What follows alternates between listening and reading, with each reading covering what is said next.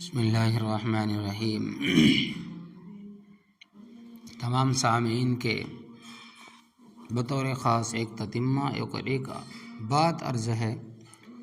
کہ جس شخص کو بیٹیاں ہی بیٹیاں ہوں، بیٹا نہ ہوتا ہو، تو اس کے لیے ایک مجرب عمل ہے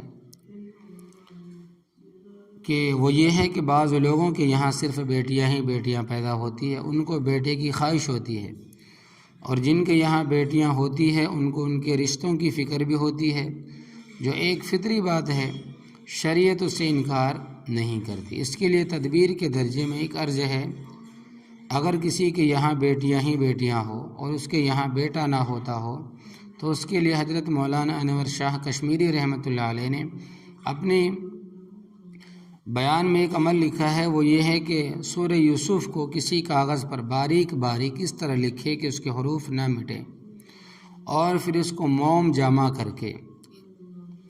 کوئی خاتون اپنے پیٹ پر باندھ لے، جب تک وہ تعویذ اس کے پیٹ پر بندھا رہے گا انشاءاللہ تبارک و تعالی لڑکا ہی پیدا ہوگا۔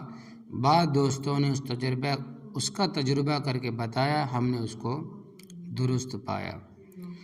دوسرا عمل، ایک اور عمل مجھے اپنے بزرگوں سے حاصل ہوا، وہ یہ کہ جب کسی کی بیوی امید سے ہو، حمل سے ہو،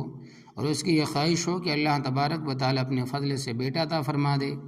تو وہ عورت اپنی شہادت کی انگلی کو اپنے ناف کے ارد گرد گھمائے اور 41 مرتبہ یا متینو پڑھے، اور پڑھنے کے بعد یہ کہے کہ یا اللہ، میرے پیٹ میں جو بچہ ہے، میں نے اس کا نام آپ کے نبی کریم صلی اللہ علیہ وسلم کے نام پر محمد رکھ دیا۔ اس عمل کی یہ برکت کہ اس سے لڑکا پیدا ہوتا ہے، کیونکہ محمد نام کا لڑکا ہی ہو سکتا ہے، لڑکی نہیں ہو سکتی۔ لیکن یہ سب تدبیریں ہیں، اگر اللہ تبارک و تعالیٰ چاہے تو کسی کو ان تدابیر کے اختیار کرنے کے باوجود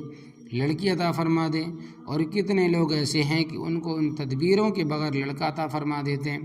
یہ تدابیر ایسی ہے جیسے دوا، یہ تدابیر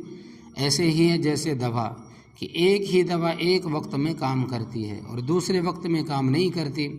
دو مریض ہے اور ان دونوں کو ایک ہی بیماری ہے، ایک دوا سے اس کو صحت حاصل ہو رہی ہے، ایک کو وہی دوا ہے اس کو صحت مل رہی ہے، اور دوسرے کو اس سے کوئی فائدہ نہیں پہنچتا۔